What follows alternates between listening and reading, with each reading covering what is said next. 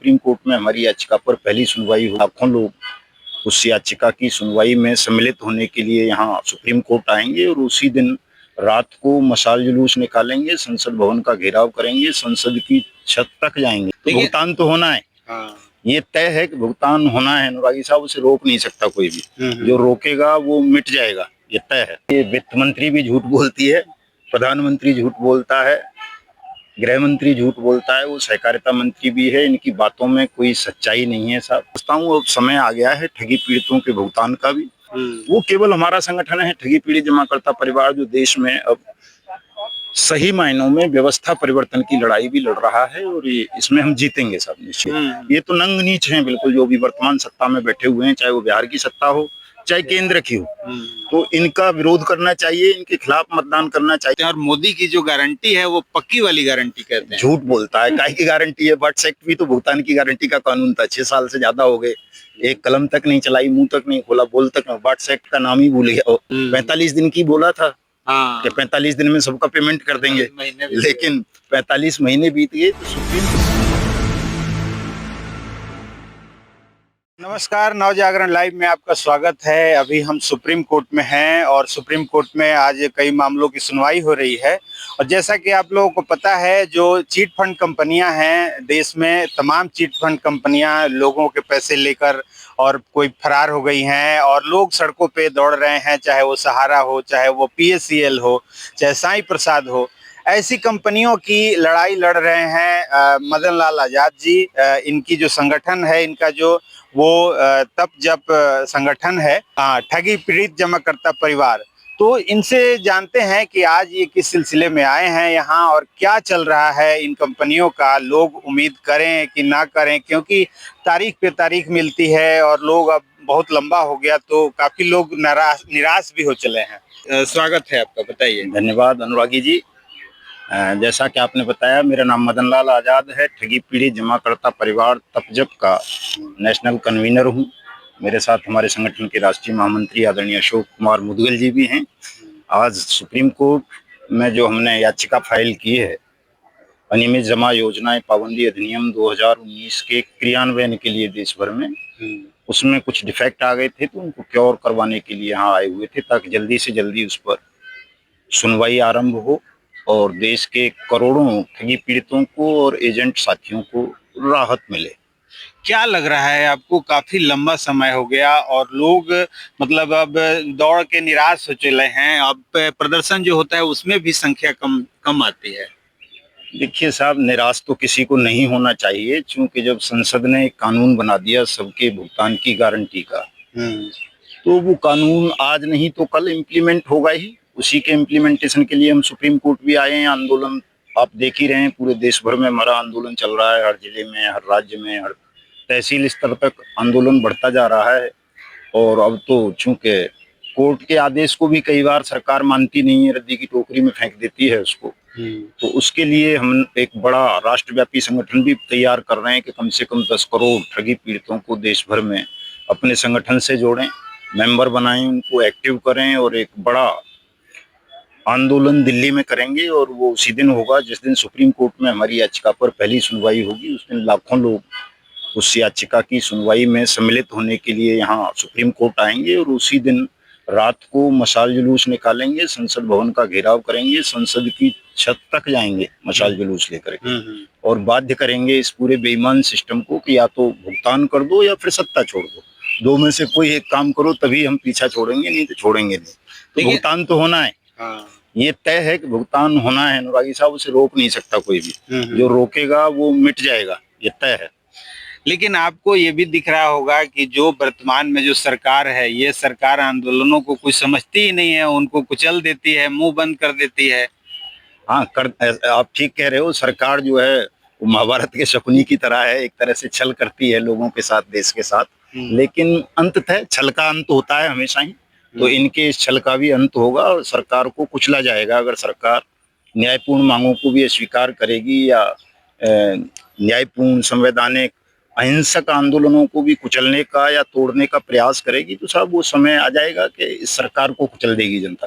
जी। ये जो जनता है यही सरकार की जो है वो ताकत है, और जब समय आता है तो यही सरकार को चुनती है, बैठाती है या उतारती है गद्दी से। जब देश में चुनाव होते हैं तब ये लोग पोर्टल जारी कर देते हैं, तब ये वादा करते हैं कि हाँ हम पैसा देंगे, एक एक पैसा देंगे। जो वित्त मंत्री हैं वो कहती हैं कि पेपर लेके आइए, पैसा लेके जाइए, कोई पेपर ही लेके नहीं आ रहा है। देखिए, वित्त मंत्री भी झूठ बोलती है, प्रधानमंत्री झूठ बोलता है, गृह मंत्री झूठ बोलता है, वो सहकारिता मंत्री भी है। इनकी बातों में कोई सच्चाई नहीं है साहब। और आपने कहा कि साहब जनता ही इन्हें चुनती है, तो ये तो लगभग लगभग क्लियर हो गया है कि ये जनता ने नहीं चुने, ईवीएम ने चुने, धोखाधड़ी से चुने गए हैं। ये तो प्रमाणित हो चुका है। सुप्रीम कोर्ट में आज उस मामले पे सुनवाई भी चल रही है, एसआर वाले पे। तो ऐसा नहीं कहा जा सकता कि साहब जनता ने चुना है। कई बार क्या होता है साहब, जो ठग प्रवृत्ति के लोग होते हैं, मनोवृत्ति के, वो जनता को भ्रमित कर लेते हैं, बहका देते हैं, उन्हें आपस में लड़ा देते हैं, उदासीन कर देते हैं उनको उनके अपने कर्तव्यों से। तो इस तरह से छल पूर्वक भी कई बार सरकारें बना ले जाते हैं लोग, और ये आदिकाल से होता आया है सब। आपने देखा होगा कितने ही अन्यायी अत्याचारी लोग शासक रहे हैं, सम्राट रहे हैं। बहुत सारे उदाहरण हैं उस तरह के, चाहे आप रावण को देख लो या दुर्योधन को, जरासंध को। तो मोदी का भी सरकार में आ जाना कोई बड़ी बात तो है नहीं, निराली तो है नहीं कि आश्चर्यजनक बात हो साहब, ऐसा तो कभी हुआ ही नहीं है। तो ऐसा होता रहता है साहब। इसको लेकर के किसी को तनाव लेने की या अनावश्यक भयभीत होने की जरूरत नहीं है। एक समय निश्चित होता है हर चीज का, और मैं समझता हूँ अब समय आ गया है ठगी पीड़ितों के भुगतान का भी। चूंकि लड़ाई बड़ी व्यापक हो चुकी है। अगर आपने देखा होगा 31 जुलाई को हमने जो दिल्ली आगरा हाईवे पे कार्यक्रम किया था मथुरा फरय में, तो उसमें हजारों की भीड़ थी सब। नीचे से लेके ऊपर तक, वहाँ 5 मंजिला या 6 मंजिला बिल्डिंग थी उसकी, केबीसीएल वाले की, उस पर ऊपर तक लोग नजर आ रहे थे, इतने ठगी पीड़ित थे। और बहुत जोश था साथियों में कि चलो साहब आज ही संसद घेर लेते हैं। लेकिन चूंकि हमारा ये मामला पेंडिंग था अभी सुप्रीम कोर्ट वाला, तो इसलिए हमने उसको रोक दिया था कि नहीं, संसद उसी दिन घेरेंगे जिस दिन सुप्रीम कोर्ट में सुनवाई शुरू होगी, दोनों काम साथ साथ कर लेंगे। और अभी 25 अगस्त को आप देखना देश भर में हम भारत मुक्ति पर्व जो मना रहे हैं कि ठग बेईमानों से भाई अब तो भारत को मुक्ति दिलानी है। केवल बात भुगतान की या एजेंट के सुरक्षा सम्मान की नहीं रही है, अब तो भारत को ठग और बेईमानों से मुक्त कराने की भी लड़ाई बन गई है। तो ये होगा सब, ये तीनों चीजें होंगी, इनको रोका नहीं जा सकता। मैं हमेशा कहता हूं तमाम साथियों को कि किसी को निराश होने की जरूरत नहीं है, तनाव लेने की जरूरत नहीं है, क्योंकि ये काम ही ऐसा है सब। कभी ठगों के खिलाफ 5,500 वर्ष पहले लड़ाई हुई हिंदुस्तान में, उसके बाद से कोई ठग बेईमानों के खिलाफ लड़ाई नहीं है। पॉलिटिकल पार्टियां आपस में नूरा कुश्ती करती रहती हैं, तो केवल सत्ता में आने के लिए करते हैं कि भाई आज मोदी की है, कल कांग्रेस की हो जाएगी, परसों किसी और तीसरे की हो जाएगी, चौथे की हो जाएगी। हमारी लड़ाई केवल सत्ता परिवर्तन की नहीं है। हमारी लड़ाई तो ये है कि जो ठग और बेईमानों की व्यवस्था देश में बन गई है, जिसके खिलाफ कोई पॉलिटिकल पार्टी मुंह नहीं खोलती, कोई बड़ा एनजीओ, कोई बड़ी ट्रेड यूनियन, कोई भी मतलब किसी भी संगठन को आप देख लो, कोई भी ठग और बेईमानों के खिलाफ हिंदुस्तान में बोलता नहीं है। केवल पॉलिटिकल लड़ाई या आंदोलन आपको सड़कों पर दिखते हैं। कोई ऐसा सामाजिक आंदोलन नहीं दिखता है जो ठग या बेईमानों के खिलाफ हो या समूची व्यवस्था के खिलाफ हो। वो केवल हमारा संगठन है ठगी पीड़ित जमाकर्ता परिवार, जो देश में अब सही मायनों में व्यवस्था परिवर्तन की लड़ाई भी लड़ रहा है, और ये इसमें हम जीतेंगे सब निश्चित रूप से। जो बिहार में चुनाव है उसमें आपका संगठन क्या सलाह देगा जो निवेशक हैं, वो किसके साथ जाएं, सरकार के साथ जाएं या सरकार के खिलाफ जाएं? देखिए, सरकार के खिलाफ जाना चाहिए सभी लोगों को। हालांकि हम तो कह रहे हैं कि भुगतान करो या सत्ता छोड़ो का नारा है हमारा। हम किसी के पक्ष में, हाँ, हम किसी के पक्ष में मतदान करने की अपील नहीं करते हैं, लेकिन अब करेंगे चूंकि हालात ऐसे बन गए हैं कि अब सत्ता विरोधी मतदान करना चाहिए जिसको भी हो। कम से कम वो इन नंगड़ों की तरह नीचता नहीं करेंगे। ये तो नंग नीच हैं बिल्कुल, जो भी वर्तमान सत्ता में बैठे हुए हैं, चाहे वो बिहार की सत्ता हो चाहे केंद्र की हो। तो इनका विरोध करना चाहिए, इनके खिलाफ मतदान करना चाहिए। कम से कम कुछ तो लोक लाज बरतेंगे, वो दूसरी पार्टी जो भी आएगी इनकी तरह बेरहम नहीं होगी, बेईमान नहीं होगी। और जब इनसे लड़ रहे हैं इतने ताकतवर लोगों से, तो उससे भी लड़ लेंगे, क्या फर्क पड़ रहा है। लेकिन ये हटने चाहिए फिलहाल। लेकिन ये तो गरीबों की बात करते हैं, सबका साथ सबका विकास की बात करते हैं, और मोदी की जो गारंटी है वो पक्की वाली गारंटी कहते हैं। झूठ बोलता है, काय की गारंटी है। बट्स एक्ट भी तो भुगतान की गारंटी का कानून था, 6 साल से ज्यादा हो गए, एक कलम तक नहीं चलाई, मुंह तक नहीं खोला, बोल तक नहीं, बट्स एक्ट का नाम ही भूल गया। तो काय की गारंटी है, झूठ बोलता है, कोई गारंटी नहीं है। तो आप चलते चलते जो निवेशक हैं उनसे क्या मैसेज देंगे? मैं तमाम निवेशकों से ये कहना चाहूंगा कि सब अपनी एकता को मजबूत करें। ये जो अलग अलग कंपनीज की लड़ाई लोगों ने बना रखी है कि पीएसीएल की अलग चल रही है, सहारा की अलग, टोगो की अलग, सागा ग्रुप की अलग, या साईं प्रसाद की समृद्धा जीवन, या जीसीए की, या बाइक बोट, ये जितनी भी मतलब 3 लाख के लगभग कंपनीज हैं जिन्होंने पोंजी स्कीम्स चला करके लगभग 50 करोड़ लोगों को चीट किया है देश में। तो इन सबको एकजुट होना चाहिए और सबको बट्स एक्ट 2019 के इम्प्लीमेंटेशन के लिए लड़ाई लड़नी चाहिए। तो ये काम बहुत जल्दी हो जाएगा, क्योंकि सुप्रीम कोर्ट के आदेश विफल हुए हैं सब। सहारा का मामला हो, चाहे पीएसीएल का, चाहे साईं प्रसाद का, चाहे हीरा गोल्ड का, और कुबेर और जेबीजी, ये 6 कंपनीज ऐसी हैं जिसमें डायरेक्ट सुप्रीम कोर्ट का इन्वॉल्वमेंट रहा।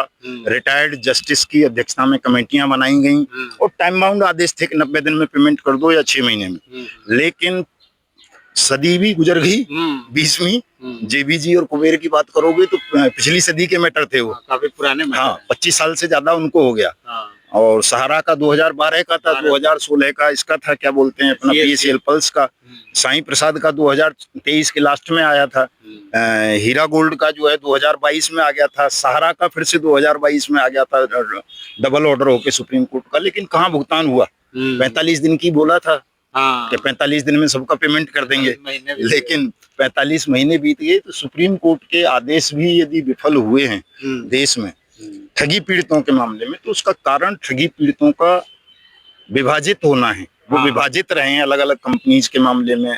सरकार ने उनको जानबूझ के विभाजित रखा कि कहीं ये एकजुट ना हो जाए। जब दर्द तो सबका एक है, सबके साथ ठगी हुई है, तो सबको एकजुट होना चाहिए, अपनी पीड़ा को सामूहिक स्वर देते हुए अपने भुगतान के अधिकार को प्राप्त करना चाहिए। और अगर भुगतान सरकार नहीं करती है, जैसा कि कानून कह रहा है कि सरकार भुगतान करेगी, सबकी जमा राशि का 2 से 3 गुना करेगी, 180 दिन में करेगी, जिले और तहसील में सिविल लगा के करेगी, ये कहता है बट्स एक्ट कानून। लेकिन उस कानून का इम्प्लीमेंटेशन नहीं हो रहा है।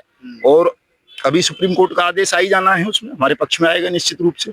उसके बाद भी अगर सरकार लोगों का पैसा वापस नहीं करती है, तो फिर लोगों को एकजुट होकर के सरकार को उखाड़ के फेंक देना चाहिए। सब क्रांति करनी चाहिए, बड़ी सामाजिक क्रांति, राजनीति से अलग हट करके। तो मतलब लोग उम्मीद रखें कि हाँ बिल्कुल 100% पैसा मिलेगा। हम तो हमेशा कह रहे हैं कि हमको मारा जा सकता नहीं। देखिए, हमारे ऊपर सैकड़ों हमले हुए हैं, सैकड़ों मुकदमे बनाए, इनकाउंटर्स तक की कोशिश की गई, किसी में नहीं मरे हैं, तो अब नहीं मरेंगे भुगतान से पहले। इसलिए सब लोग निश्चिंत रहें, भुगतान करा देंगे। चलिए, तो बहुत बहुत धन्यवाद। तो ये थे मदन लाल आजाद जी, और ये आज सुप्रीम कोर्ट में आए हैं अपने इस मैटर को लेके।